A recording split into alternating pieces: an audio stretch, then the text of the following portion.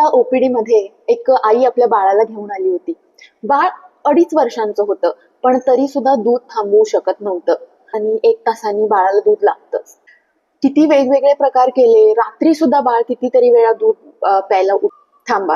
एका दिवसात जर दूध बंद केलं तर बाळ पण आजारी पडेल आणि आई तू सुद्धा आजारी पडशील.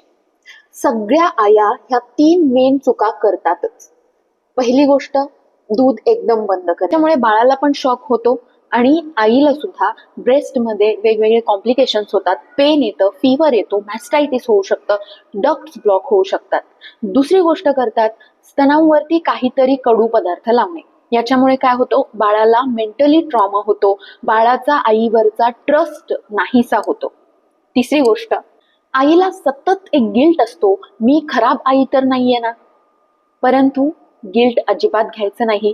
विनिंग म्हणजे प्रेमाची नेक्स्ट स्टेप आहे आणि म्हणूनच डॉक्टर मॉमी घेऊन आली आहे तुमच्यासाठी विनिंगचा 4 स्टेप प्लॅन.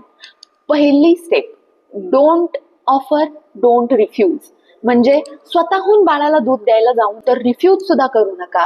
थोडंसं दूध द्या त्याला, परत त्याला डायव्हर्ट करा. याच्यामुळे जर दिवसात तुम्ही 6 फीड्स देत असाल तर ते हळूहळू करून 4 वरती येतील आणि ही प्रोसेस आपल्याला स्लो ठेवायची आहे. दुसरी स्टेप म्हणजे 1 फीड ऍट अ टाइम हळूहळू ड्रॉप करायचंय. दिवसातली सगळ्यात बोरिंग कोणती फीड आहे ती पहिल्यांदा बघा. समजा ती दुपारची फीड आहे तर ती आपल्याला थांबवायची आहे आणि त्या फीडच्या ऐवजी आपल्याला दही, स्मूदी किंवा दुसरे कुठले तरी सॉलिड फूड त्या बाळाला इंट्रोड्यूस करायचे. याशिवाय या पिरियडमध्ये आपण एखादी ऍक्टिव्हिटी आपल्या बाळासोबत करू शकतो. तिसरी स्टेप आहे शॉर्टन अँड डिस्ट्रॅक्ट. आता रात्रीची फीड आहे तर रात्रीची फीड काय करायची आहे, आपण तिचा टाइम कमी करायचा आहे. समजा तुम्ही 10 मिनिटं फीड करत असाल तर 8 मिनिटं फीड करायचं आहे. उरलेले 2 मिनिटं काय करायचंय, आपण एक बाळाला मम्मा कडल द्यायचं आहे, गाणं म्हणायचं आहे, बाळाला थोपटायचं आहे पाठीवरती. म्हणजे ब्रेस्ट फिडिंग म्हणजे झोप आहे, हे जे रिलेशन आहे हे आपल्याला ब्रेक करायचंय. 4th स्टेप ती म्हणजे सुपर मम्मा कडल. म्हणजे प्रत्येक रिप्लेस केलेल्या एका फीडसाठी आपण मिनिमम 10 मिनिटं बाळाला एक सुपर कडल द्यायची आहे, घट्ट मिठी मारायची आहे, बाळाला सांगायचंय मी आहे ना.